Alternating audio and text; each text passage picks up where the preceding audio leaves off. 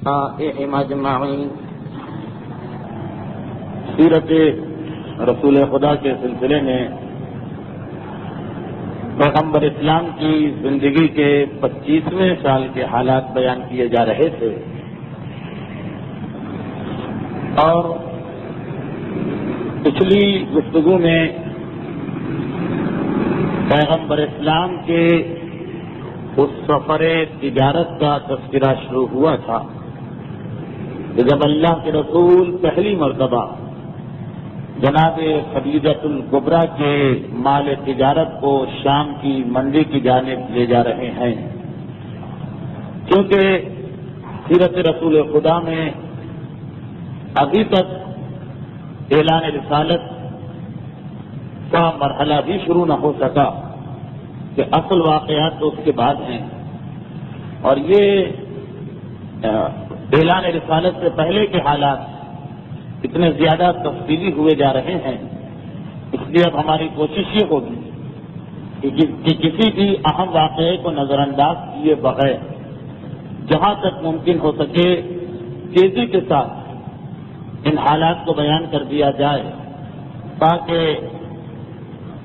اعلان رسالت کے بعد کی وہ اہم ترین زندگی جس میں آج کے اس ماحول میں ہمارے لیے ہدایت کا اہم ترین سبق ہے، وہ ہمارے سامنے جلد از جلد آ سکے۔ تو بات یہ ہو رہی تھی کہ کچھ ایسے حالات ہوئے کہ پیغمبر اسلام جناب خدیجۃ الکبریٰ کی تجارت میں ان کے شریک قرار پاتے ہیں، اور اگرچہ اس سے پہلے پیغمبر اسلام نے تجارت کے سفر کے دوران سارا جزیرہ نما عرب اور شام تک کا علاقہ طے کر لیا تھا، مگر اس سفر تجارت کی اہمیت زیادہ ہے۔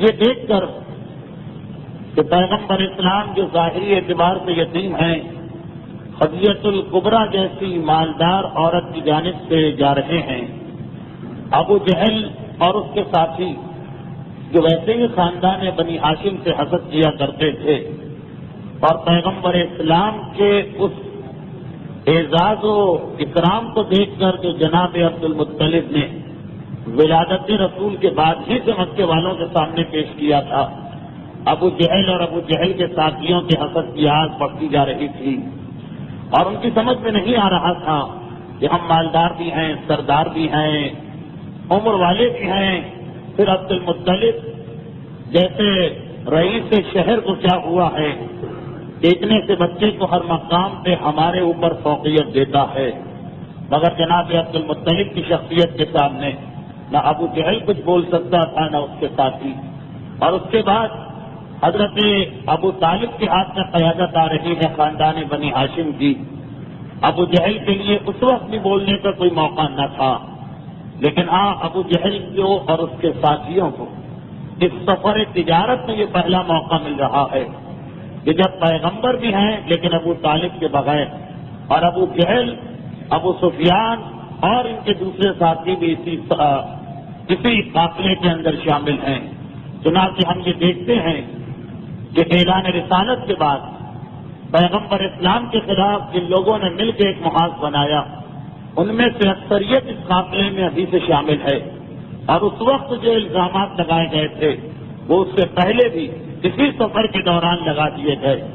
تو یہ پرانی دشمنی اور پرانا حسد تھا کہ جس کے اظہار کا موقع نہ مل رہا تھا ان لوگوں کو کہ کیا کہے ابو جہل رسول کے خلاف۔ اعلان رسالت سے اسے یہ موقع ملا کہ مذہب کی بنیاد پر لوگوں کے جذبات کو بھڑکا کے اپنے ساتھ ملا لیا جائے، جبکہ خود ابو جہل کا مقصد بھی اپنے مذہب کی حمایت نہ تھا۔ یہ ضمنی بات میں نے اس لیے بتائی کہ بعد کے واقعات میں ابو جہل اور ابو جہل کے ساتھی جس انداز سے رسالت کے خلاف سفارہ ہوں گے تو آج کی اس گفتگو سے شاید یہ سمجھ میں آ جائے کہ یہ دشمنی کی بنیاد کہاں تھی۔ تاریخ اتنا بتاتی ہے کہ عرب کے وہ تمام لوگ جو شام جانا چاہتے ہیں، شام ایک ایسا علاقہ ہے کہ وہاں پہ اگر کوئی قافلہ جائے گا تو عرب کا کوئی تاجر آدمی اس موقع کو ہاتھ سے نہ جانے دے گا۔ شام کے اور یمن کی جانب جو قافلے جاتے ہیں اس میں مکے کا ہر تاجر حصہ لینے کی کوشش کرتا ہے۔ چنانچہ یہ قافلہ بہت بڑا ہو گیا تھا۔ پیغمبر اسلام جناب خدیجہ کے مال کی حفاظت کر رہے ہیں. اور میں نے عرض کیا تھا پچھلی تقریر کے اختتام پر کہ اسی وقت سے جب رسول خدا کس وقت سے اس قافلے میں داخل ہوئے، قافلے والوں کو اندازہ ہو گیا کہ اب اس قافلے کا طریقہ کچھ اور ہو گیا ہے. عرب کے وہ تاجر، عرب کے وہ مالدار جو مزدور کو چند پیسے اجرت دینے کے بعد یہ سمجھتے تھے کہ اب جتنا کام اس سے لے سکتے ہو لو، اور اگر اتنا بوجھ بھی اس پہ ڈال دو جو عقلاً بھی ناممکن ہے تو اس غلام کی ذمہ داری ہے اسے ادا کرے. انہوں نے یہ عجیب منظر دیکھا کہ خدیجہ طاہرہ کی جانب سے اس تمام سامان تجارت کا مالک آتا ہے، مگر ادنا مزدوروں کے شانہ بشانہ کھڑا ہو کر سامان تجارت کو اونٹوں پہ بار کروا رہا ہے. یہ منظر عرب کے ان مغرور تاجروں کے لیے بہت مشکل تھا اسے برداشت کرنا، لیکن برداشت کرنا پڑا. قافلہ چلا اور ادھر مکے سے باہر نکلا یہ قافلہ. خاندان بنو ہاشم کے جو لوگ پیغمبر اسلام کو رخصت کرنے کے لیے آ رہے تھے وہ سب خدا حافظ کہہ کے واپس ہوئے. حضرت ابو طالب اپنے گھر کی جانب چلے اور یہ قافلہ مکے سے باہر نکلا کہ پہلا ہی مسئلہ ہمارے سامنے آ گیا جس کی تفصیل پچھلی دفعہ بیان ہو چکی ہے. دہرانا لا حاصل ہے کہ جب ابو جہل کے ساتھیوں نے پہلے تو یہ مسئلہ کھڑا کیا کہ اتنا بڑا قافلہ ہے، راستے کی مشکلات بہت زیادہ ہیں، اتنا سامان تجارت لے کے پہلی مرتبہ ہم جا رہے ہیں اور اس راستے کے بارے میں معلوم ہے کہ خطرناک راستہ ہے. یہ تو خدا کا شکر ہے کہ جناب ہاشم کی حکمت عملی کی وجہ سے ہمیں ڈاکوؤں کا خطرہ نہیں ہے، لیکن اس کے علاوہ قدرتی آفتیں ہیں. چنانچہ اپنا تو ایک سردار مقرر کر دیا جائے جس کا کام یہ ہوگا کہ وہ اپنے ساتھیوں کو لے کے قافلے کے آگے آگے چلے تاکہ راستے میں جو پریشانی آنے والی ہے اسے پہلے سے اندازہ ہو جائے. وہ پیچھے کے قافلے کو اطلاع بھیجتا رہے کہ اس طرح آنا، تیزی سے آنا، آہستہ سے آنا، کھلا چیز کا انتظام کر کے آنا، یہ ساری خبریں وہ دیتا رہے. قافلہ بڑا طویل قافلہ ہے. جب سرداری کا مسئلہ آیا ہر قبیلے نے اپنا ایک نمائندہ پیش کر دیا، لیکن یہ نمائندوں کے نام پیش ہوتے رہے، کسی کو اعتراض نہ ہوا. ایک طرف سے ابو جہل کا نام آیا، ایک طرف سے ابو سفیان کا نام آیا، ایک طرف سے اجنحہ کا نام آیا، ایک طرف سے حارث کا نام آیا. یہ سارے نام آ رہے ہیں اور ابھی اس پر ڈسکشن ہونے والا ہے. لیکن جب میسرہ نے جناب خدیجہ کبریٰ کا وہ غلام کہ جس سے اس سفر میں اس خاص مقصد کے تحت بھیجا گیا تھا کہ وہ پیغمبر اسلام کے تمام حالات و واقعات کو دیکھ کر اپنی مالکہ کو یہ رپورٹ دے کہ اس نے رسول کو کیسا پایا، اس خواب کی وجہ سے جو خدیجہ طاہرہ دیکھ چکی تھی، اور دو اور واقعات تھے جن کا تذکرہ بعد میں ہوگا. میسرہ اس مقصد کے لیے آیا ہے. جب میسرہ نے یہ تجویز پیش کی کہ میں ان تمام ناموں کو ریجیکٹ کرتے ہوئے، مسترد کرتے ہوئے جناب خدیجہ طاہرہ نے جسے مقرر کیا ہے اس کے نام کو پیش کرتا ہوں. ایک مرتبہ ابو جہل کے ساتھیوں نے ماننے سے انکار کر دیا. خاندان بنو ہاشم پیغمبر اسلام سے ہٹ کر وہ اپنا سامان تجارت لے کے اس قافلے میں الگ سے شامل ہے. ان کا ووٹ بھی پیغمبر اسلام کے نام پہ گیا. میسرہ بھی پیغمبر اسلام کا نام پیش کر رہا جس کا سامان تجارت اس قافلے میں سب سے زیادہ ہے. بنو ہاشم بھی اس طرف ہو گئے. اب یہ دو ووٹ ہو گئے. ابو جہل نے دیکھا کہ باقی جتنے بھی نام ہیں وہ سب مسترد ہو جائیں گے. بس ایک مرتبہ تلوار نکال دی، کہا کہ یہ نہیں ہو سکتا. اگر عبداللہ کے یتیم کو سردار بنایا گیا تو ہم اپنی تلوار اپنے سینے میں اتار کے خودکشی کر لیں گے. یہ ذلت اور رسوائی ہم سے برداشت نہیں ہو سکتی کہ اس کی قیادت میں ہم سفر طے کریں.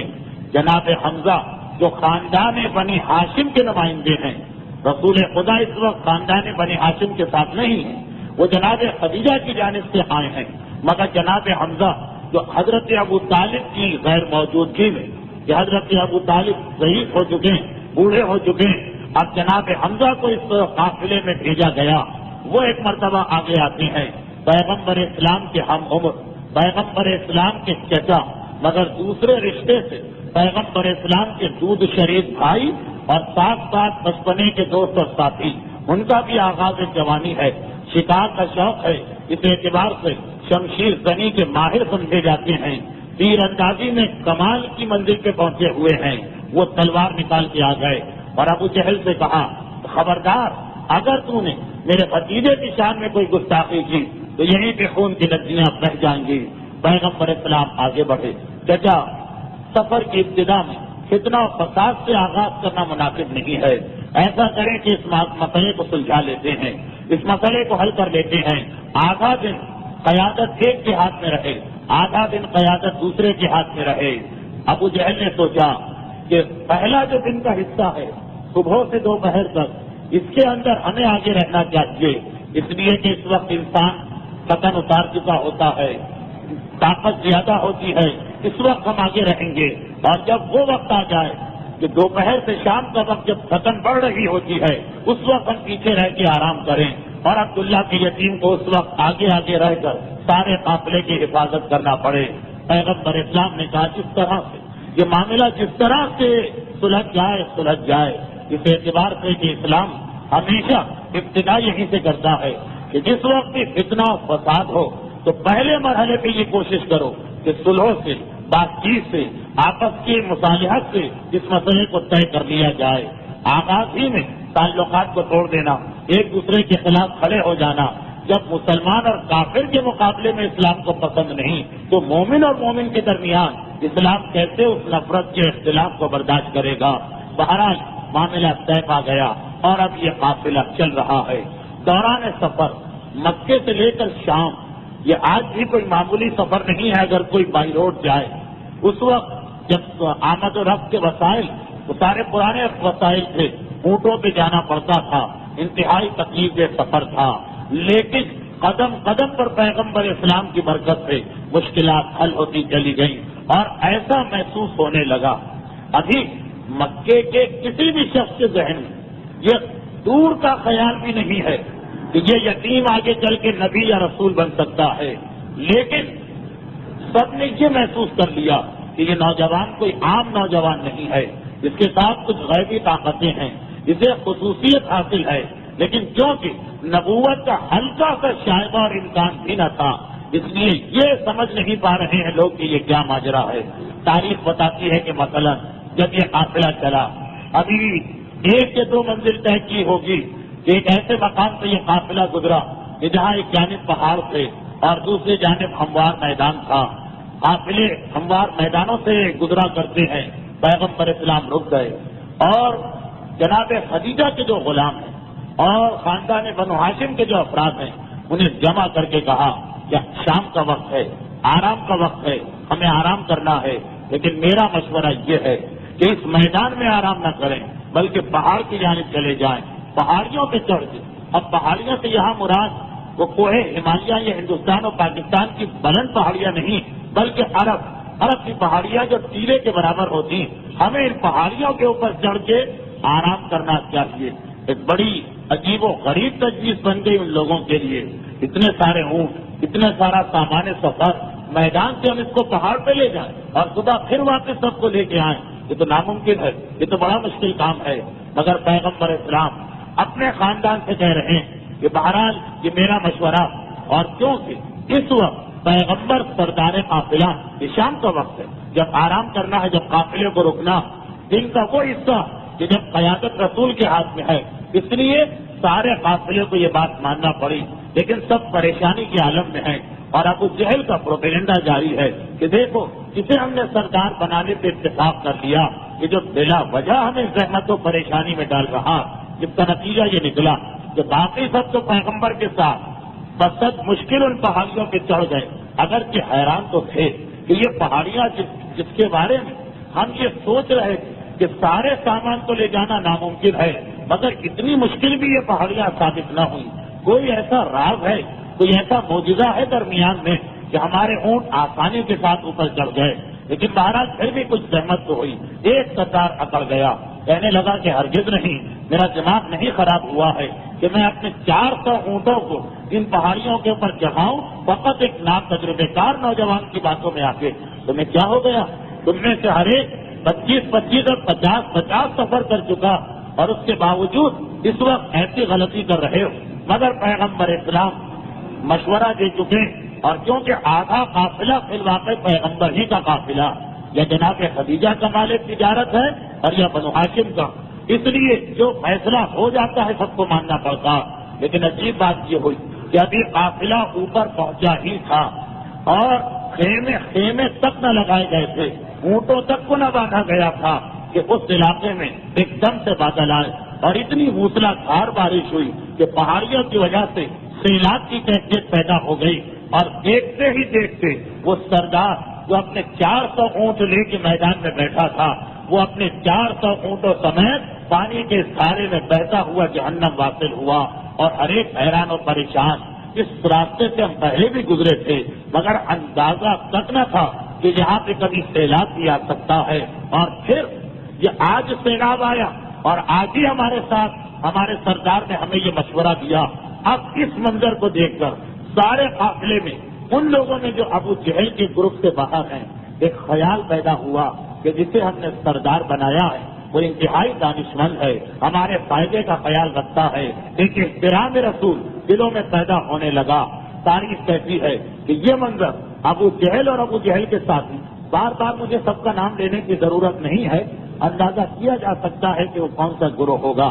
یہ منظر بار بار رسول کی تعریف ان کے سینوں میں حسد کی آگ کو اور پھلکا رہی ہے، لیکن اس کے بعد پھر پریشانی کا مرحلہ آ گیا۔ 4 دن متواتر بارش ہوتی رہی اور سیلاب کی کیفیت جاری رہی، چاروں طرف پانی کھڑا ہو چکا ہے۔ فقط وہ راستہ محفوظ ہے کہ جہاں سے یہ لوگ آئے تھے۔ میسرہ جیسا شخص بھی گھبرا گیا، اور گھبرانے کے بعد رسول سے کہتا ہے کہ اے عبداللہ کے یتیم، یہ اتنی بارش ہو گئی اور اتنا پانی جمع ہو گیا کہ اب آگے جانے کا راستہ تو بند ہے، اور آثار یہ بتا رہے ہیں کہ مہینہ 2 مہینہ لگ جائے گے اس راستے کو کھلتے کھلتے۔ ایسا کریں کہ ابھی واپسی کا راستہ یعنی جہاں سے ہم آئے تھے وہ راستہ کھلا ہوا، اس سفر کو ختم کریں، یہیں پہ اس سفر کو ختم کریں، واپس مکے جائیں، 1 مہینے کے بعد دوبارہ آئیں، اس لیے کہ اگر یہاں پہ 1 مہینے قیام کر دیا تو بے انتہا نقصان بھی ہوگا اور بھوک اور پیاس کی وجہ سے موت کی حالت بھی طاری ہو جائے گی۔ پیغمبر اسلام خاموش ہیں اور خاموشی کے عالم میں کہہ رہے ہیں کہ اس کا جواب میں کل دوں گا۔ شام کے وقت یہ بات ہوئی، 4تھے دن کی شام کو، اور اگلی صبح کا وقت آیا۔ پیغمبر اسلام خاندان بنو ہاشم اور جناب خدیجہ کے غلاموں کو لے کے اس مقام پہ جا کے کھڑے ہو گئے کہ جہاں سے آگے بڑھنے کا راستہ تھا، اور دور تک پانی ہی پانی ہے، سیلاب ہی سیلاب ہے، اور کہہ رہے ہیں اپنے ساتھیوں سے کہ اس وقت تم میں سے جو میری بات ماننے کو تیار ہے وہ اپنے سامان کو اکٹھا کر لے، سامان کو تیار کر لے، ہم اسی مقام سے گزریں گے۔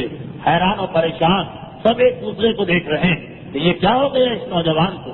پانی دریا یعنی سیلابی پانی دریا کی صورت میں، سمندر کی صورت میں ہے، اور یہ کہہ رہا ہے کہ ہمیں یہاں سے آگے بڑھنا۔ حیرت کے عالم میں ایک دوسرے کو دیکھ رہے ہیں، مگر اور حیرت بڑھتی گئی یہ دیکھ کر کہ اعلان کر دیا اس نے، آگے نہیں بڑھ رہا اور وہیں کھڑا، اور پیغمبر چاروں طرف نگاہیں ڈال رہے ہیں کہ ایک دم سے پہاڑ کی ایک چوٹی سے سفید پرندہ اڑ کے آیا، جس کی چونچ میں ایک درخت کی پتی دبی ہوئی تھی، اور روایت یہ ہے کہ وہ سیلابی پانی سے اس طرح اڑ کے گیا کہ جو اس کے منہ میں ایک پتی ہے یا ایک شاخ ہے، اس سے ایک لکیر سی بنی پانی پر، لکیر بنی اور مٹی۔ پانی کی لکیر کتنی سیکنڈ کی ہوتی، لیکن جیسے ہی وہ لکیر بنی ایک راستہ سا بنا۔ پیغمبر اسلام نے اعلان کیا کہ جو بھی اس وقت بسم اللہ و باللہ پڑھے گا وہ میرے ساتھ آگے آئے، اور دیکھے کہ کتنے آرام سے اس مقام سے نکل جاتا ہے۔ لیکن ایک ایسا اعلان ہے کہ جس پہ عمل کرنے کو کوئی تیار نہیں ہے، کیسے اپنی جان کو خطرے میں ڈالیں، کیسے اپنے سامان کو خطرے میں ڈالیں۔ پیغمبر یہ منظر دیکھتے ہیں، اگرچہ اس وقت پیغمبر کو آگے نہیں جانا کیونکہ صبح کا وقت ہے، ابو جہل سردار لشکر ہے، آگے اسے بڑھنا ہے، یہ اس کا حق بھی ہے اور اس کا فرض بھی ہے، مگر پیغمبر نے جب اسے خاموش دیکھا تو اس سے کہا کہ اگر تو آگے نہیں بڑھتا تو میں آگے جاؤں گا۔ اب وہ خاموش ہے، نہ ہاں کہہ سکتا ہے نہ کہہ سکتا ہے، لیکن اس کی خاموشی کو دیکھ کے پیغمبر اسلام بسم اللہ و باللہ کہتے ہوئے آگے بڑھے، اور پیغمبر کے ساتھ پیغمبر کا سامان تجارت ہے۔ یہ منظر دیکھ کے سارا کا سارا قافلہ حیران ہو گیا کہ کسی کی گھٹنے تک بھی پانی نہ پہنچ سکا، پنڈلیوں تک پانی رہا، اور پیغمبر اسلام اپنے اونٹوں سمیت اس سیلابی پانی کو طے کر کے دوسری سمت پہنچ گئے۔ یہ منظر دیکھ کے اب تو سارا قافلہ ایک ساتھ قطار بنا کے کھڑا ہو گیا۔ سب کو پریشانی ہے، ہمارا اتنا نقصان ہو رہا ہے، سامان تجارت ضائع ہو رہا ہے، سب کے سب لوگ آگے بڑھ گئے۔ صرف ایک آدمی تھا جس نے انکار کر دیا، کہا کہ میں بسم اللہ کیوں کہوں، میں کہوں گا بسم اللہ والعزیٰ، لات اور عزیٰ کے نام سے. اور یہ کہہ کے جو آگے بڑھا تو حیرت کی بات یہ ہے کہ وہ اس انداز سے آگے بڑھ رہا کہ اس کے آگے بھی کچھ لوگ ہیں، اس کے پیچھے بھی کچھ لوگ ہیں، یہ سب کے سب خیریت سے جا رہے، اور ایک دم سے وہ اس پانی کے اندر اس کا پیر اس پانی میں داخل ہوا اور 1 سیکنڈ کے اندر اندر وہ ڈوب چکا تھا. یہ منظر دیکھا. اس منظر کو دیکھنے کے بعد قافلے کے ساتھیوں کے دلوں پہ اور اثر ہوا کہ یہ نوجوان، اس میں کچھ خصوصیت ہے لیکن یہ سمجھ میں نہیں آ رہا، کیونکہ رسالت و نبوت کا بھی کوئی کنسپٹ نہیں ہے. خیر تاریخ بتاتی ہے کہ جیسے ہی یہ قافلہ اس پانی کو طے کر کے اپنے اس راستے پہ آ گیا جو شام تک لے جانے والا، اب ابو جہل انتہائی بے چین ہے، اب وہ انتہائی گھبرا رہا ہے. اور تھوڑی دور یہ لوگ چلے، ابو جہل اب آگے ہو گیا، سردار ہے، تھوڑی دور یہ لوگ چلے. ابو جہل نے دیکھا کہ راستے میں کنواں مل گیا. اب یہ پرانا زمانہ، پانی کے ذخیرے تو ساتھ میں ہوتے نہ تھے، راستے میں جہاں جہاں کنویں ہوتے تھے اس کے حساب سے پانی کو جمع کیا جاتا تھا. یہ کنواں ہے. اب معلوم ہے کہ یہاں سے مثلا 8 گھنٹے کے بعد دوسرا کنواں ہوگا، تو 8 گھنٹے کا پانی لے لیا. زیادہ پانی بھی نہیں لے سکتے، اتنے اونٹ نہیں کہ تجارت کا سامان اتار کے اس پہ پانی بھر کے لے جائیں، تو اندازے سے لوگ چلتے تھے. اس راستے پہ آئے ہوئے لوگ مثلا 8 گھنٹے کے بعد کنواں ہے تو 8 گھنٹے کا پانی لے لیا، اگر 1 دن کے بعد کنواں ہے تو 24 گھنٹے کا پانی لے لیا. اور سردار لشکر کی ایک ذمہ داری یہ بھی ہوتی تھی کہ یہ سب خبریں پہلے سے دیتا رہے. ابو جہل آگے جا رہا اور اسے معلوم ہے کہ جتنا پانی یہ لوگ لے کے آ رہے ہیں، یہ اسی دن کی بات نہیں، یہ قافلہ آگے بڑھا 1 دن یا 2 دن یا 3 دن کے بعد کا تذکرہ، کہ ابو جہل کی سمجھ میں نہیں آ رہا کہ میں کس طریقے سے عبداللہ کے ایک یتیم کا خاتمہ کروں کہ جس کی وجہ سے میرے ہاتھ سے سرداری چھن گئی. ورنہ اس سے پہلے جس قافلے میں ابو جہل ہوتا تھا اس قافلے میں کوئی اور سردار بنتا ہی نہ تھا. یہ آج پہلا موقع ہے کہ آدھا دن اسے ملا ہے، آدھا دن اس کے ہاتھ سے نکل گیا. آخر اس نے ایک ترکیب سوچی، اور وہ یہ کہ پیچھے کے قافلے تو پانی کو وقت کے حساب سے جمع کر کے آ رہے ہیں، ان کے حساب سے 8 گھنٹے کے بعد مثلا کنواں آنے والا وہ پانی تیزی سے خرچ کر رہے ہیں کہ وہاں سے تازہ پانی ملے گا. ابو جہل آگے کنویں کے قریب پہنچا، ایک ترکیب اس کے دماغ میں آئی، کہا کہ ہم لوگ تو جتنا پانی بھرنا ہے بھر لیتے ہیں، اس کے بعد اس کنویں کو مکمل طور پہ بند کر دو، اس میں پتھر وغیرہ ڈال کے کنویں کو پاکم پاک اس طرح بند کر دو کہ کسی کو پتہ بھی نہ چلے. اچھا ہے، اس کا نتیجہ یہ نکلے گا کہ جب وہ پورا پیچھے کا قافلہ یہاں پہ آئے گا انہیں پانی نہ مل سکے گا. اور اب اس کے بعد مثلا 1 دن کے بعد پانی ہے، 24 گھنٹے میں پیاس کے حالت میں وہ مر جائیں گے. اچھا ہے کہ یہ سب مر جائیں، اگر یہ زندہ رہ گئے تو اب مکے واپس جانے کے بعد عبداللہ کے یتیم کا جو احترام ہوگا وہ ایسا ہوگا کہ جیسے کسی بادشاہ کا ہوتا ہے.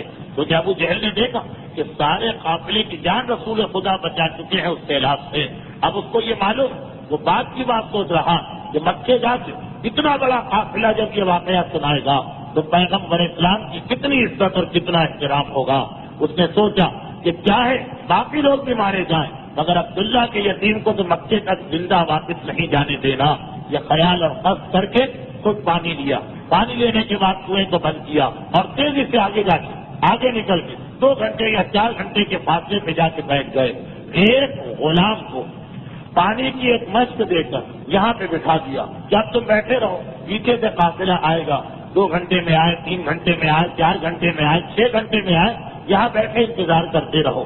اور جب تم اپنی آنکھوں سے یہ منظر دیکھو کہ عبداللہ کا بیٹا تڑپ تڑپ کے پیاس کی وجہ سے دنیا سے رخصت ہو رہا ہے، آ کے مجھے یہ خوشخبری سناؤ، میں تمہیں آزاد کر دوں گا. غلام کو یہ لالچ دیا گیا اور خود جا کے 4 گھنٹے کے فاصلے پہ بیٹھ گیا، انتظار کر رہا ہے اب میرا غلام آتا ہے، اب میرا غلام آتا ہے. لیکن جب غلام آیا تو ابو جہل نے یہ منظر دیکھا کہ غلام بڑا گھبرایا ہوا، خوشی کی عالم میں نہیں آ رہا. غلام کو تو خوشی کے عالم میں آنا چاہیے کہ میں یہ خوشخبری پہنچاؤں ابو جہل کو اور مجھے آزادی مل جائے. نہیں، بڑا گھبرایا ہوا آ رہا ہے اور آتے ہی پہلا جملہ یہ کہتا ہے کہ آقا یہ آپ بہت بڑی غلطی کر رہے ہیں، آپ کچھ بھی کر لیں اس نوجوان کو کوئی نقصان نہیں پہنچ سکتا. تو ایسا لگ رہا ہے کہ اس کے اوپر خداؤں کا سایہ ہے. اپنے جانی دشمنی ابو جہل نے بنا رکھی جس سے وہ اتنا حسد کرتا تھا، اس کی تعریف اپنے غلام کی زبانی سننے سے ابو جہل کی حسد کی آگ اور بھڑک اٹھی اور غصے کے عالم میں کہتا ہے کہ کیا بکواس کر رہے ہو، میں نے تمہیں کس کام کے لیے بھیجا، تم آ کے قصیدہ پڑھ رہے ہو، ہوا کیا یہ تو بتاؤ۔ کہا کہ جس وقت میں نے اس قافلے کو آتا دیکھا تو بس اب مجھے یہی توقع تھی کہ وہ لوگ پیاس کے عالم میں آ رہے ہوں گے، وہ تو یہ سوچ کے آ رہے ہیں کہ یہاں پانی ملے گا، جتنا پانی راستے میں خرچ کر سکتے ہو خرچ کر دو۔ جب وہاں پہنچے تو میں نے دیکھا کہ ہر ایک گھبرا تو گیا، پریشان تو ہو گیا، لیکن وہی عبداللہ کا یتیم آگے بڑھتا اور کہتا ہے کہ گھبرانے کی بات نہیں ہے، اے میرے قافلے کے ساتھیوں، پریشان ہونے کی بات نہیں ہے، ہم خدا سے دعا کرتے ہیں، خدا ہماری دعا کو قبول کرے گا۔ یہ کہہ کے وہ آگے بڑھا، اس نے دعا کے لیے ہاتھ اٹھائے اور پھر ایک مرتبہ زمین کو ٹھوکر ماری اور زمین سے پانی کا تازہ پانی کا چشمہ ابل پڑا اور سارا قافلہ ایک مرتبہ انتہائی خوشی کے عالم میں اس کے قدموں پہ گر پڑا، اس کے ہاتھوں کو بوسہ دینے لگا، ہر ایک کی زبان پر اس کی تعریف ہے۔ یہ وہ معجزہ ہے کہ اس سے پہلے پیغمبر کے جج حضرت اسماعیل کے پاؤں کی ٹھوکر سے زمزم کے مقام پہ واقع ہوا تھا۔ اور اگر آپ کو یاد ہو تو پیغمبر اسلام کے دادا حضرت عبد المطلب کی زندگی میں بھی یہ واقعہ پیش آیا ہے، جب ایک مرتبہ صحرائے عرب میں وہ مکے کے ساتھیوں کے ساتھ جا رہے تھے اور اسی انداز سے مکے والوں نے دغا دی تھی تو حضرت عبد المطلب کے اونٹنی کے پاؤں سے پانی کا چشمہ ابلا۔ یہ تیسری مرتبہ اس خاندان کی تاریخ میں یہ منظر دیکھا۔ اب مکے والوں کو پرانے واقعات تو یاد نہیں، مگر سب پیغمبر کے قدموں پہ گر پڑے کہ یہ تیسری مرتبہ ہماری جان بچائی ہے اس شخص نے۔ تو اے میرے آقا، آپ اس سے زیادہ دشمنی نہ کریں، ایسا لگ رہا ہے کہ اس پر خداؤں کا سایہ ہے اور آپ اسے کوئی نقصان نہیں پہنچا سکتے۔ ابو جہل اس وقت انتہائی پریشانی اور ندامت کی حالت میں ہے کہ وہ کیا کرے، کس طرح اپنے قافلے کو وہ فیس کرے، پریشانی کی حالت میں ہے اور آگے بڑھا جا رہا ہے، آگے چل رہا ہے۔ ایک ایسے مقام پر پہنچا، روایت یہ ہے کہ اب یہ قافلہ چلتے چلتے شام کے قریب پہنچا۔ واقعات تو بہت زیادہ، اگر میں سب کی تفصیل میں جاؤں تو آپ حیران ہو جائیں گے، اتنے واقعات ہیں، لیکن مجھے وقت کا بھی خیال کرنا، صرف ایک مختصراً یہ چیز آپ کے ذہن میں واضح کرنا تھی کہ دشمنی رسالت جو ابو جہل کے گروپ کی طرف سے ہوئی اس کی بنیادیں کہاں کہاں تھیں۔ اب تاریخ کہتی ہے کہ پانی کے اس واقعے کے بعد ابو جہل اور پریشان ہو گیا، آگے آگے جا تو رہا ہے، پریشانی کی حالت میں ہے کہ کیا کیا جائے۔ یا پروردگار عالم ابو جہل کے اتنے مظالم اور اس کی دھوکے بازیوں کے بعد وہ وقت آ گیا کہ پروردگار عالم ابو جہل کو اس کے مظالم کا نتیجہ دکھانا چاہتا ہے۔ چنانچہ روایت یہ ہے کہ جس وقت یہ لوگ شام کی سرحد کے قریب پہنچ رہے تھے، ابو جہل آگے تھا، تقریباً آدھا فاصلہ طے ہوا تھا، ابو جہل آگے تھا کہ ایک مرتبہ کھجور کے درخت کے قریب سے اس کا اونٹ گزرا اور اس کھجور کے درخت کی اوٹ سے ایک اژدہا، انتہائی خوفناک اژدہا نکل کے اس انداز سے آیا کہ ابو جہل کا اونٹ بھڑک کے بھاگا اور اس نے ابو جہل کو زمین پہ گرایا، اس کی پسلیوں میں انتہائی شدید چوٹ آئی اور اس کا اونٹ صحرا میں فرار اختیار کر کے ڈر کے مارے بھاگ جاتا ہے، واپس نہیں آتا۔ ابو جہل گھبرا کے پیچھے ہٹا، ساتھیوں کو لے کے اور پیچھے چلا گیا، برف قلعے کے تقریباً 1 گھنٹے کے فاصلے پر واپس چلا گیا اور اپنے ساتھیوں سے کہا خدا نے ہمیں ایک موقع اور دیا ہے، ایک موقع اور مل گیا عبداللہ کے اس یتیم کو نقصان پہنچانے کا، یہی ٹھہر جاؤ اور دیکھو کہ میں کیا کرتا ہوں۔ 1 گھنٹے کے فاصلے پر ٹھہرا ہوا ہے، یہاں تک کہ وہ پیچھے کا قافلہ آیا اور ابو جہل سے آگے مل گیا اور سوال کیا کہ کیا بات ہے، تم تو سردار ہو، تمہیں تو آگے آگے رہنا، انتظار کس بات کا کر رہے ہو؟ ابو جہل ہاتھوں کو جوڑ کے آگے بڑھتا اور پیغمبر اسلام کے سامنے پہنچ کے کہتا کہ اے عبداللہ کے یتیم، میں نے بڑی غلطی کی تھی کہ تیری موجودگی میں اس قافلے کی سرداری سنبھالی تھی، مجھے معلوم نہیں تھا کہ میں کیسے حماقت کر رہا ہوں، تیرے آگے کسی کو حق ہی نہیں ہے۔ اب آج سے میں بھی یہ اعلان کرتا ہوں کہ تو سردار ہوگا پورے دن اس قافلے کا اور ہم لوگ پیچھے پیچھے چلیں گے، تم آگے آگے چلو گے۔ اتنا سننا ہے کہ پیغمبر اسلام کے ایک اور چچا ہیں، حضرت ابو طالب کے ایک اور بھائی ہیں جناب عباس، خوشی کے عالم میں آگے بڑھے، پیغمبر اسلام سے گلے لگتے ہیں، گلے ملتے ہیں اور کہتے ہیں کہ اے میرے بھتیجے، کتنا مبارک دن ہے کہ ابو جہل جیسا دشمن اور وہ بھی تمہاری عزت اور تمہاری عظمت کا اعتراف کر رہا ہے۔ پیغمبر مسکرائے، کہا کہ چچا آپ ابو جہل کی باتوں میں نہ آئیے، اس میں دھوکہ اور فریب محسوس ہو رہا اور ضرور کوئی نہ کوئی ایسی بات ہے جس کی وجہ سے ابو جہل نے اس طرح اپنے آپ کو بدلا. آپ لوگ بھی ٹھہر جائیے, میں چل کے دیکھتا ہوں. اب پیغمبر آگے آگے, قافلہ پیغمبر کے ساتھ ساتھ ہے مگر تھوڑے فاصلے پر ہے, تاکہ اگر کوئی اس قسم کا واقعہ پیش آئے تو قافلے والے محفوظ رہیں. اور ابو جہل وہ خوشی کو اپنے سینے میں چھپائے ہوئے آگے بڑھ.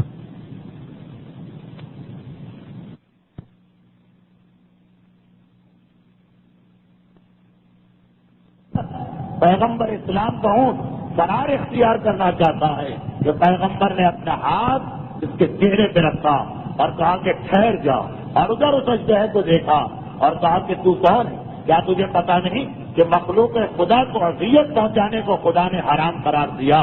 وہ اژدہا ایک مرتبہ گھبرا کے کہتا کہ آپ کون, کیا مکے سے آ رہے ہیں؟ کہا کہ ہاں میں مکے سے آ رہا ہوں. مگر تو نے یہ سوال کیوں کیا؟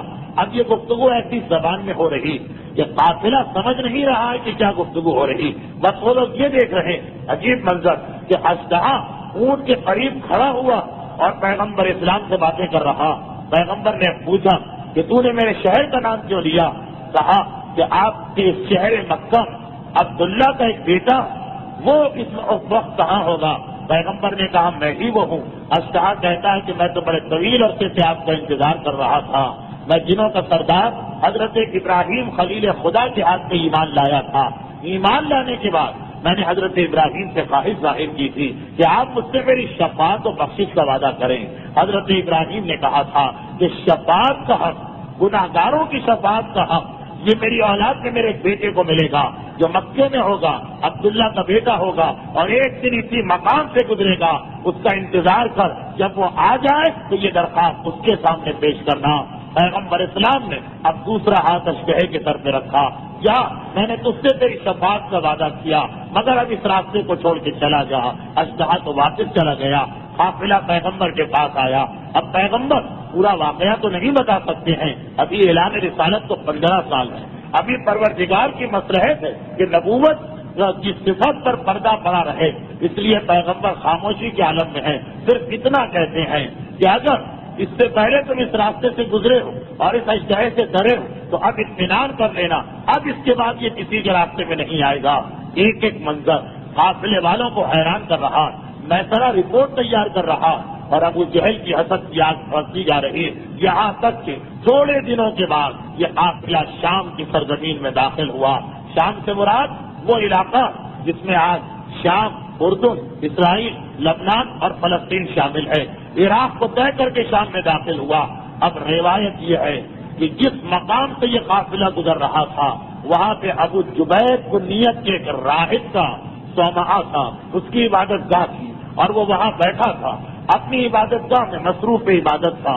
اور اتنا مقدس و پرہیزگار اور اتنا محمد, عمر اس کی اتنی ہو چکی جو سارے علاقے سب اس کے شاگرد تھے اور اس کا احترام کرتے. اور یہ راہب ایسا تھا کہ اس کی آنکھوں کی روشنی کمزور ہو گئی. مگر یہ آنکھوں کی روشنی کیوں کمزور ہوئی تھی؟ دو وجوہات سے, زیادہ پڑھنے سے اور زیادہ رونے سے. اب یہ زیادہ کیا پڑھتا ہے, زیادہ کس بات پہ روتا ہے؟ اس کے پاس تورات و انجیل کا وہ نسخہ تھا جو حضرت موسیٰ اور حضرت عیسیٰ نے اپنے ماننے والوں کو دیا تھا. مسلسل یہ اس کو پڑھتا, مگر ساری کتاب کو نہیں. تورات کے اس حصے کو اور انجیل کے اس حصے کو جس میں پیغمبر اسلام کی آمد کی خبر دی گئی, پیغمبر کی نشانیاں بتائی گئی, مسلسل پڑھتا. دن ہو, رات ہو, آرام کا وقت ہو, عبادت کا وقت ہو, اور روتا جاتا ہے اور بار بار کہتا جاتا ہے کہ ہے اس دنیا میں کوئی ایسا جو مجھے اس کی آمد کی بشارت دے جو تہامہ سے, یعنی یہ مکے کے علاقے سے, جو تہامہ کے علاقے سے نبوت اور کرامت کا تاج سر پہ رکھ کے اس طرح نکلے گا جیسے مشرق سے آفتاب نکلا کرتا ہے. ارے کوئی ہے کہ میری موت سے پہلے میرے کانوں میں یہ بشارت ڈال دے, میرے کانوں کو یہ آواز سننے کا موقع مل جائے کہ وہ آنے والا آ گیا ہے. روتا جاتا ہے اور کتاب کو پڑھتا جاتا ہے, یہاں تک کہ بینائی انتہائی کم ہو گئی. جب اس کو نظر نہ یہ کیفیت ہو گئی کہ تقریباً نابینا کے برابر ہو گیا, اس وقت اپنے شاگردوں کو جمع کیا, کہا کہ بس اب میرا ایک حق ادا کرتے رہنا.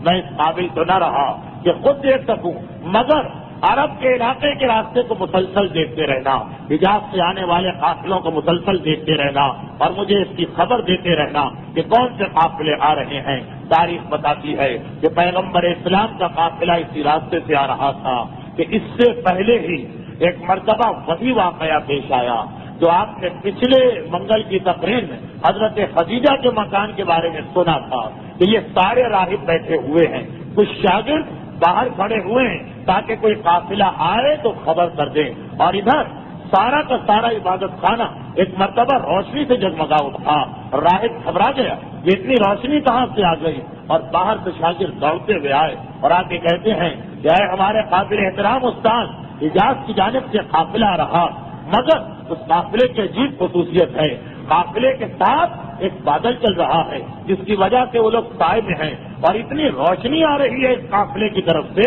کہ آپ نے دیکھا کہ سارا عبادت گاہ منور ہو گیا، بس راہب گھبرا کے کھڑا ہو گیا، کہا کہ یہ تو وہی نشانی ہے جو حجاز سے آنے والے نبی کی نشانی تھی، ابر کا سایہ اور چہرے کا نور، ایسا لگ رہا ہے کہ آج میری مراد پوری ہونے والی ہے، آج میری دلی تمنا بنانے والی ہے۔ اے میرے شاگردوں، باہر جاؤ اور دیکھتے رہو، جب تم یہ دیکھو کہ وہ قافلہ یہاں پہ رک رہا ہے تو یہ دیکھتے رہنا کہ وہ جو فلاں درخت ہے اور اس کے پاس جو کنواں ہے اس کو دیکھتے رہنا، وہ درخت جو صدیوں سے سوکھا پڑا ہوا، حضرت موسیٰ اور حضرت عیسیٰ اس کے قریب آ چکے ہیں، اس سے ٹیک لگا کے بیٹھ چکے ہیں، عیسیٰ کو 5 صدیاں گزر گئی، اس کے بعد سے یہ درخت سوکھ گیا ہے، اور وہ کنواں جہاں سے موسیٰ اور عیسیٰ نے پانی پیا تھا کنواں سوکھ گیا ہے، دیکھتے رہنا۔ اگر کوئی ایسا شخص ہے کہ جس کے وجود کی برکت سے درخت دوبارہ سرسبز ہو جائے، کنویں میں پانی آ جائے، تو فوراً آ کے مجھے بتانا۔ اور تاریخ کہہ رہی ہے کہ قافلہ آیا، یہاں منزل کرتے تھے سارے قافلے، قافلہ رک گیا۔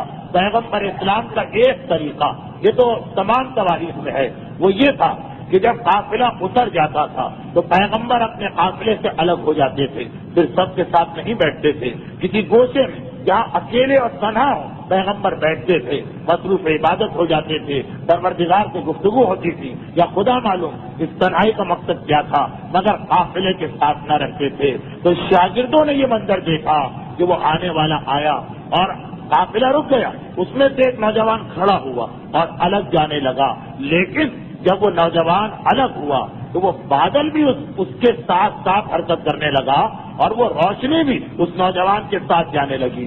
یہ یاد کیجیے آپ، جو میں نے اس سال پہلی تقریر کی تھی کہ پیغمبر کے چہرے کا نور ایسا تھا کہ نظر جما کے بھی کوئی نہیں دیکھتا ہے، بار بار نظریں ڈالتے ہیں اور ہٹا لیتے ہیں، بس یہ دیکھا کہ نور بھی اس کے ساتھ جا رہا ہے، اور یہ نوجوان اس درخت سے ٹیک لگا کے بیٹھ گیا۔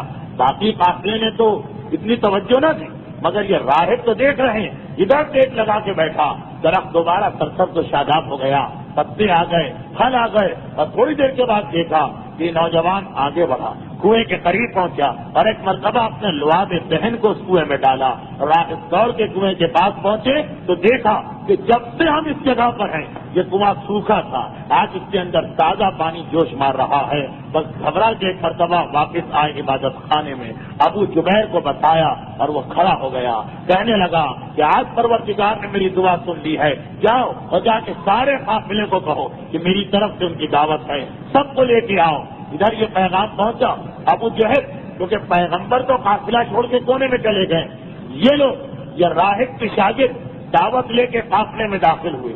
اب ابو جہل کے ہاتھ میں سرداری ہے، چنانچہ اس کے پاس پہنچے، کہا کہ ہمارے استاد نے تمہیں بلایا ہے۔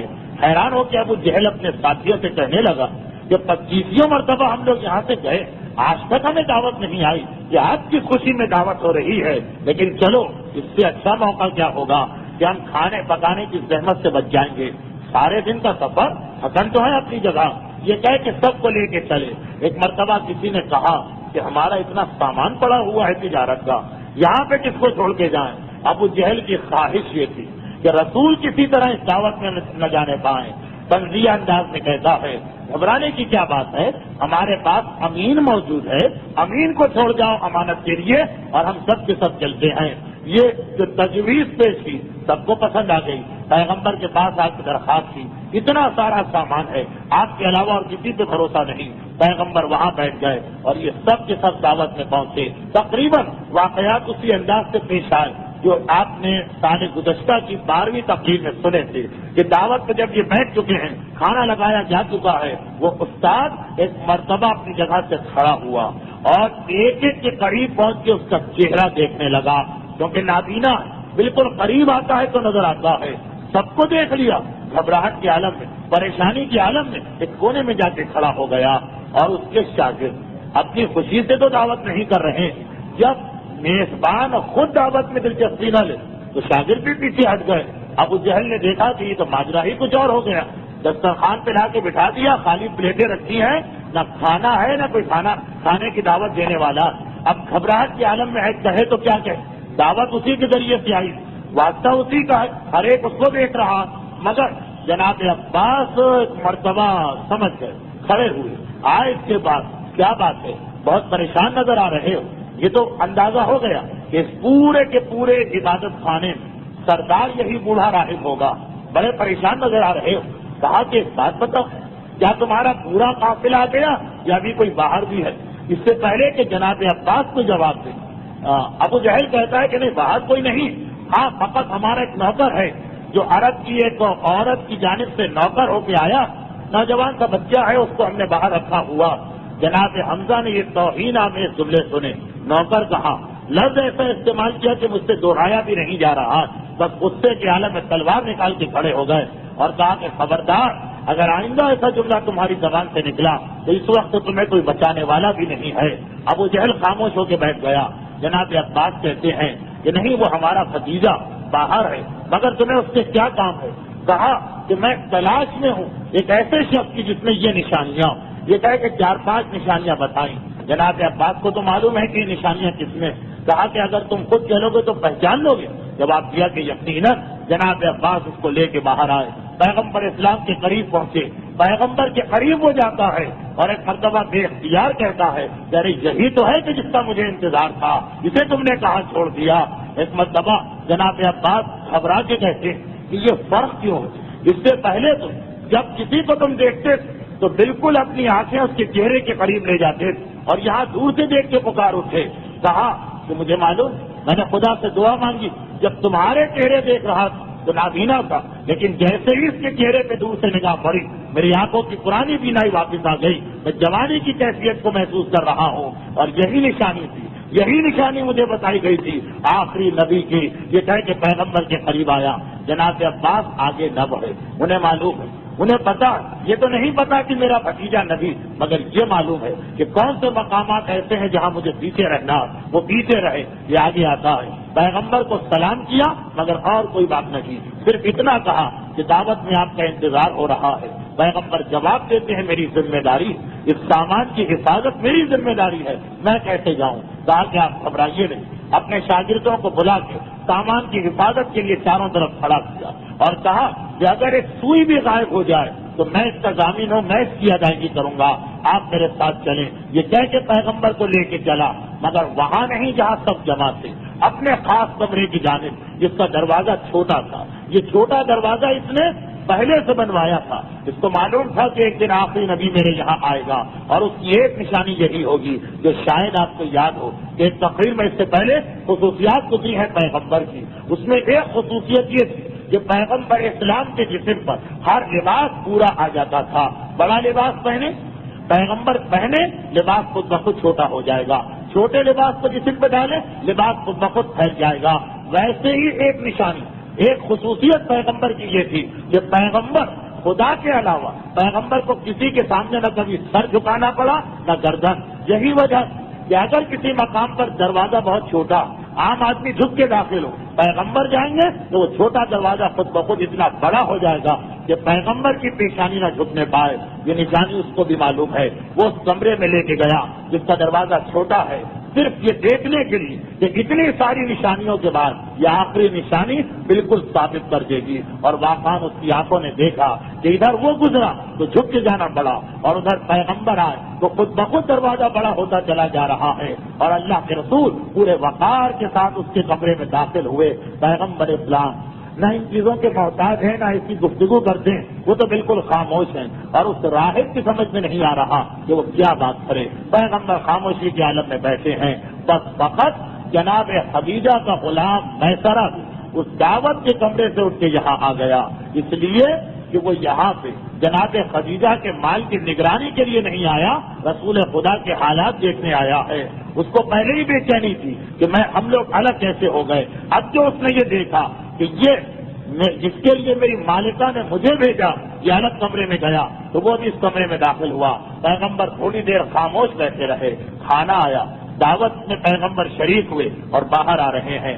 وہ عیسائی راہب ایک مرتبہ میسرہ سے کہتا ہے، میسرہ یہ شخص کون، کیا تمہارا ہم قوم ہے؟ ایک مرتبہ میسرہ نے کہا نہیں، ہم قوم تو نہیں، میری مالکہ تجارت میں اسے شریک کیا اور یہ ان کے سامان تجارت کو لے کے آیا۔ کہا کہ جب واپس پلٹ کے جانا تو اپنی مالکہ کو میرا یہ پیغام پہنچا دینا کہ تمہیں پروردگار نے بہترین موقع عطا کیا ہے، یہ خدا کا آخری نبی اور میدان قیامت میں ہر ایک کا شفیع ہوگا، تمہاری مالکہ کو بہترین موقع ملا ہے، اگر وہ اس سے شادی کر لے تو دنیا اور آخرت کی ملکہ قرار پائے گی، یہ میرا پیغام اسے پہنچا دینا۔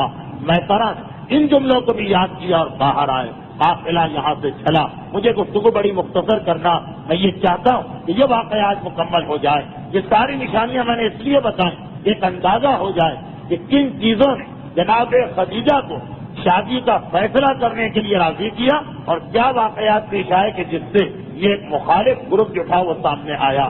اب بہت مختصر کر رہا ہوں کہ ایسے کئی واقعات پیش آتے رہے یہاں تک کہ یہ قافلہ شام میں داخل ہو گیا۔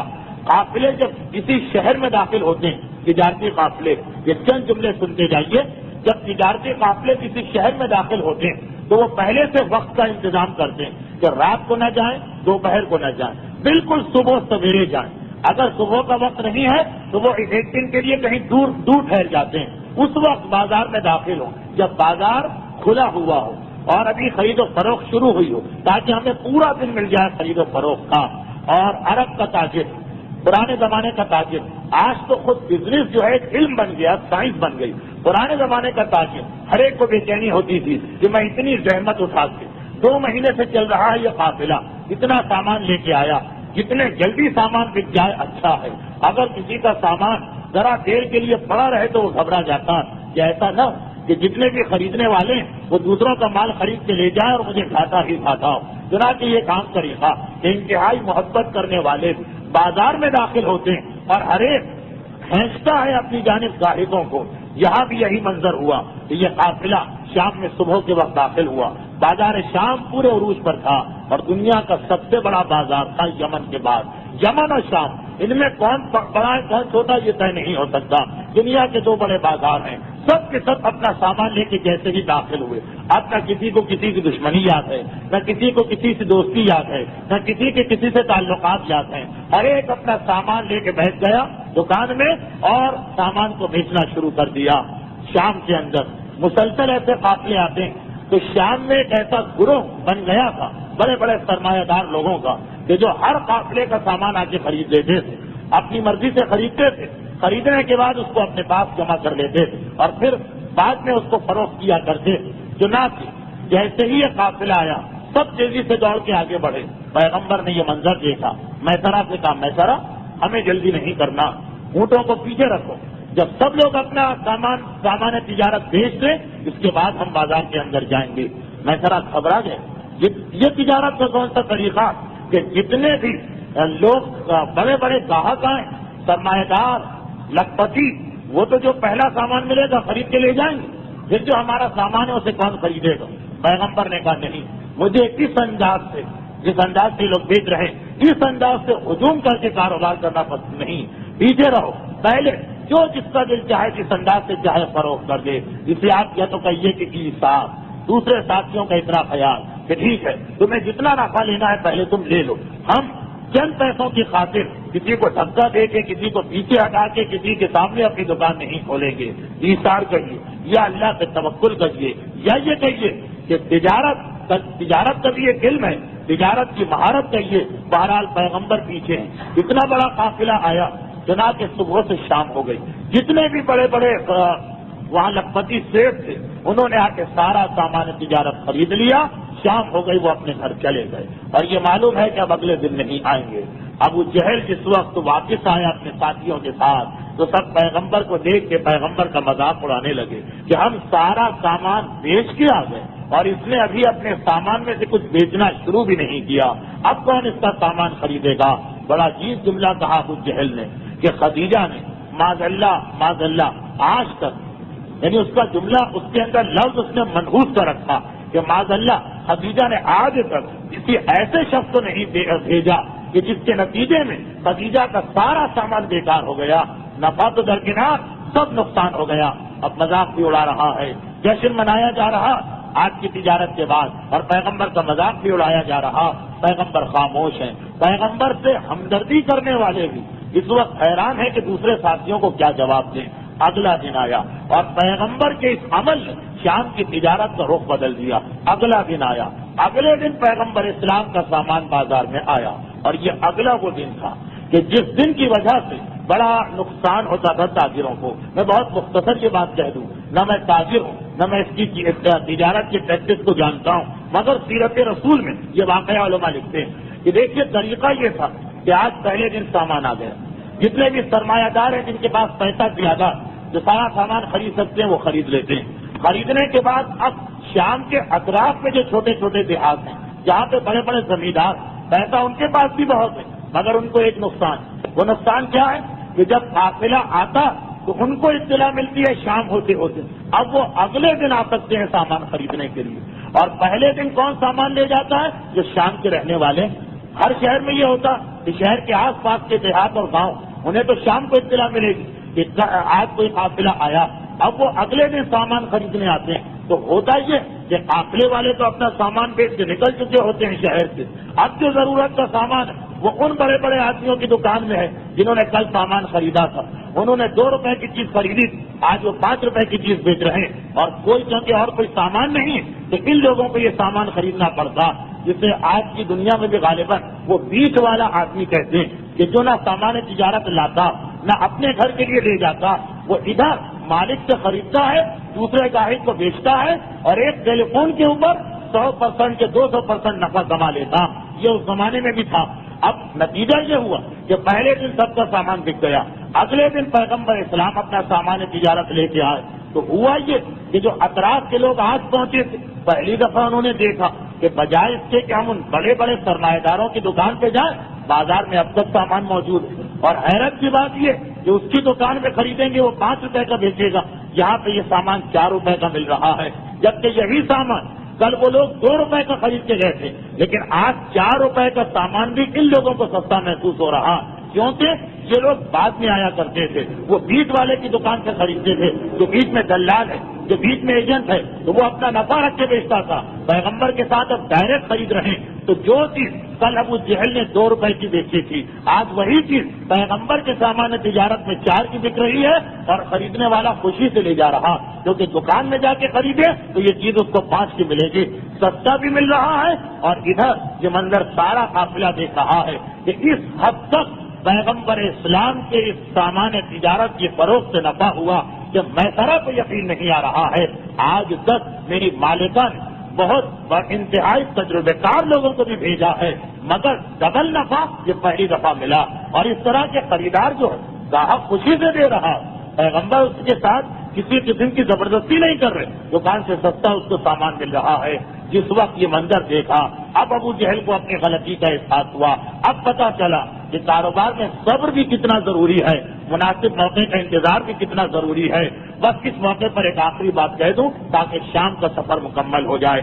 تاریخ کہتی ہے کہ جس وقت یہ سامان تجارت بک رہا تھا تو سارے شہر میں شور سا ہو گیا، ایک شور سا ہو گیا کہ آج اتنا سستا سامان مل رہا۔ یہ باہر سے آنے والوں کی اکثریت تھی۔ ایک یہودی عالم کے کان تک یہ بات پہنچی، راستے میں ایک عیسائی ملا تھا، اس نے پیغمبر کا اکرام کیا اور دعوت کی۔ یہ یہودی تھا جو اکثر روایتوں میں بھی ہے اور قرآن میں بھی ہے کہ عیسائی تمہارے دوست ہوں گے، یہودی تمہارے دشمن ہوں گے۔ یہودی عالم کو بھی پتا چلا، وہ گھبرا گیا، اسے معلوم تھا کہ کتابوں میں یہ لکھا ہے کہ آخری نبی جب شام آئے گا تو اس انداز کا واقعہ پیش آئے گا۔ وہ گھوڑے پہ سوار ہو کے تیزی سے بازار میں پہنچا، پیغمبر کے چہرے کو دیکھا، پہچان لیا یہ وہی نبی جس کا ہمیں انتظار تھا، جس کے لیے ہم شروع سے اس کی پیدائش کے وقت سے اس کو ڈھونڈ رہے تھے، لیکن آج یہ آیا اس حالت میں کہ اس کے ساتھ اس کا پورا قبیلہ گھبرا گیا، گھبرا کے اپنے ساتھیوں سے کہنے لگا غضب ہو گیا، وہ آ گیا ہے جو ہمارے دین کو ختم کرے گا، ہماری عورتوں کو بیوہ کرے گا. ارے اسے اس قابل نہ رہنے دو، مگر کیا کرے؟ کس طرح پیغمبر پہ حملہ کرے؟ پیغمبر کے ساتھی بھی کم نہیں، اور پھر شام کا بازار بھی پیغمبر کا حمایتی بن چکا. اس نے ترجیح سوچی، پیغمبر کے پاس سامان تجارت کی تو بس آخری بوریاں رہ گئی تھی. آیا، آنے کے بعد کہا کہ یہ سامان کتنے کا ہے؟ پیغمبر نے کہا 500 درہم. اس نے کہا یہ سارا میں خریدنے کو تیار ہوں. اب یہ بات بھی ذہن میں رکھی کہ پیغمبر جناب خدیجہ کی جانب سے اس وقت امین بن کے آئے، جناب خدیجہ کے مال کو بھی نقصان نہیں پہنچائیں گے. جناب کے 500 درہم کی بات ہوئی، اس نے کہا میں تیار، خریدنے کو تیار، لیکن پیسے میرے گھر میں رکھے، میرے گھر چلو، آخری سامان ہے، اس کے بعد تو تمہیں یہاں کھڑا بھی نہیں ہونا، میں پیسے دیتا ہوں اور سامان لے جاتا ہوں. پیغمبر نے کہا ٹھیک ہے، اس کے ساتھ چلے.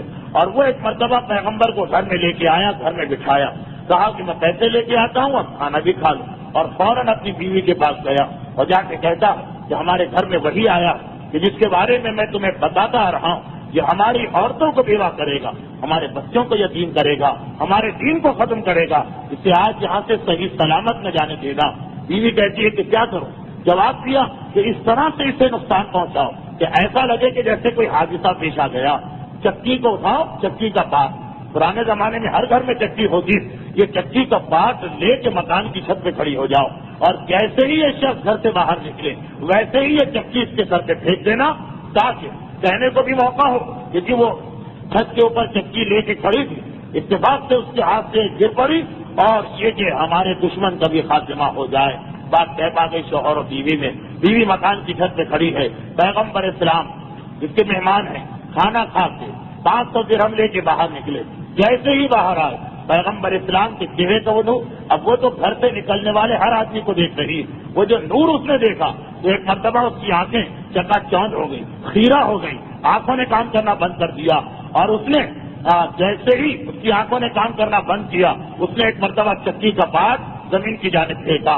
اس عرصے میں پیغمبر اسلام آگے بڑھ چکے تھے، اور اس یہودی کے 2 ہی لڑکے تھے وہ گھر میں داخل ہو رہے تھے.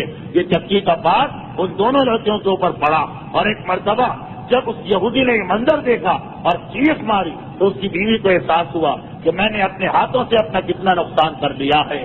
مگر پیغمبر اسلام اپنے قافلے میں تشریف لے جا چکے ہیں. قید و غضب کا مرقع بن کے یہ یہودی اپنے ساتھیوں کو لے کے دوڑا، پیغمبر اسلام کے قافلے میں پہنچ کے پیغمبر پہ حملہ کرتا. یہ منظر دیکھنا تھا صرف بنی ہاشم کا خاندان ہی نہیں بلکہ سارے کے سارے پیغمبر کے ساتھی. یہ سارا قافلہ مکہ نکلنے سے آج تک پیغمبر کا احسان مند ہے، یہ سب پیغمبر کی حمایت میں آ گئے. اور ایک مرتبہ یہودیوں نے ادھر سے حملہ کیا، مکے والوں نے مقابلہ کیا اور دفاع کیا. اس وقت ایک عجیب جملہ کہا یہودیوں نے، یہ جملہ ایسا تھا کہ مکے والوں کی سمجھ میں نہیں آیا، کیونکہ وہ اس وقت جوش میں ہیں، غصے میں ہیں اور لڑ رہے ہیں. مگر ابو جہل نے یہ جملہ سنا اور چونک اٹھا. یہ ایک جملہ بعد میں کافی تاریخ اسلام میں اس کا دخل رہا. وہ ایک جملہ کہتا مکے والوں تمہیں کیا ہو گیا، تم اس کی طرف سے لڑ کر میرا مقابلہ کر رہے ہو. میں اس سے اپنے بیٹوں کی وجہ سے لڑنے نہیں آیا، میں اس لیے لڑنے آیا کہ یہ میرے دین کا خاتمہ کرے گا، ہماری عورتوں کو بیوہ بنائے گا، بچوں کو یتیم بنائے گا. مکے والوں، آج تم جس کی حمایت کر رہے ہو جب یہ تمہارے سامنے اپنے دین کو پیش کرے گا تو یاد رکھو کہ پھر تم اس کو ڈھونڈ رہے ہو کہ اسے ختم کرنے کے لیے، اور یہ تمہاری عورتوں کو بیوہ کر رہا ہوگا، یہ تمہارے بچوں کو یتیم کر رہا ہوگا. ارے تم کیا غلطی کر رہے ہو؟ کل کا کام آج کر ڈالو، آج تم اس کو بچا رہے ہو، کل تم پچھتاؤ گے. یہ جملہ دوسروں کی سمجھ میں نہیں آیا، لیکن آج بھی جب آپ تاریخ اسلام دیکھیں تو اندازہ ہوتا ہے کہ وہ یہودی تورات کی روشنی میں بات بالکل صحیح کہہ رہا تھا کہ یہی مکے والے جو آج رسول کی حمایت میں تلوار نکال رہے ہیں، کل اعلان رسالت کے بعد موقع تلاش کریں گے پیغمبر کو نقصان پہنچانے کا، اور کبھی ابو طالب، کبھی حمزہ، کبھی خدیجہ ڈھال بن کے سامنے آ جائیں گے. لیکن آج قدرت نے یہی دکھایا کہ یہ ہے میری قدرت کاملہ کہ وہی لوگ جو کل پیغمبر کو نقصان پہنچانے والے ہیں آج پیغمبر کی طرف سے دفاع کر رہے. اور جب یہودی نے دیکھا کہ کوئی اثر نہیں ہوتا اور اس وقت سارا شام اور یہ اتنا بڑا قافلہ اس کے ساتھ ہے تو وہ خاموش ہو گیا. اور اب یہ قافلہ واپس چلا. بڑی تیزی کے ساتھ واپس چلا، راستے میں بھی معجزات پیش آئے، مگر کہاں تک بیان کروں؟ مختصر یہ کہ قافلہ بڑی تیزی کے ساتھ واپس جا رہا ہے کہ ایک دم خدیجہ طاہرہ، شام سے قافلہ مکہ جا رہا کہ ایک دم خدیجہ طاہرہ گھبرا کے اپنی سہیلیوں سے کہا، ان کے ساتھ مکان کی چھت پہ بیٹھی تھی، سہیلیوں سے کہا ذرا غور سے دیکھو یہ آسمان سے یاقوت سرخ کا خیمہ کیسے لٹک رہا ہے، اس میں یہ موتیوں کی لڑیاں کیسی ہیں، یہ کیا منظر ہے، میری آنکھیں دھوکہ تو نہیں کھا رہی ہیں؟ اور یہ وہی وقت تھا کہ جب رسول خدا مکے کے قریب پہنچ رہے تھے۔ واپسی کے سفر کو میں نے مختصر کر دیا تاکہ گفتگو ذرا تیزی کے ساتھ آگے بڑھ سکے، لیکن پھر بھی وقت بہت زیادہ ہو گیا، پورا 1 گھنٹہ ہوا اس تقریر کو۔ اس اعتبار سے پیغمبر کی واپسی کا یہ سفر، جب خدیجہ طاہرہ نے یاقوت سرخ کے خیمے کو دیکھا اور اپنی آنکھوں پہ یقین نہ کیا، یہاں سے ہماری گفتگو انشاءاللہ آئندہ منگل کو آگے بڑھے گی۔ آج جو پورا آپ نے سفر سنا، اس کے بہت سے واقعات ایسے ہیں جو بعد میں اعلان رسالت کے بعد کے واقعات میں آپ دیکھیں گے کہ ان کا پھر بار بار حوالہ دیا جائے گا، تو بار بار یہ ساری چیزیں دوبارہ پیش آئیں گی۔ تو یہی امید ہے کہ اس سال تقریروں کا یہ سلسلہ بند ہونے سے پہلے اعلان رسالت کے حالات شروع ہو جائیں، تاکہ ایسا نہ ہو کہ یہ واقعہ اس سال آیا ہے اور اس کے نتائج آئندہ آئیں تو پھر سمجھنے میں مشکل رہے گی۔ کوشش کروں گا کہ میں آئندہ تقاریر سے اپنی گفتگو کو ذرا زیادہ تیزی کے ساتھ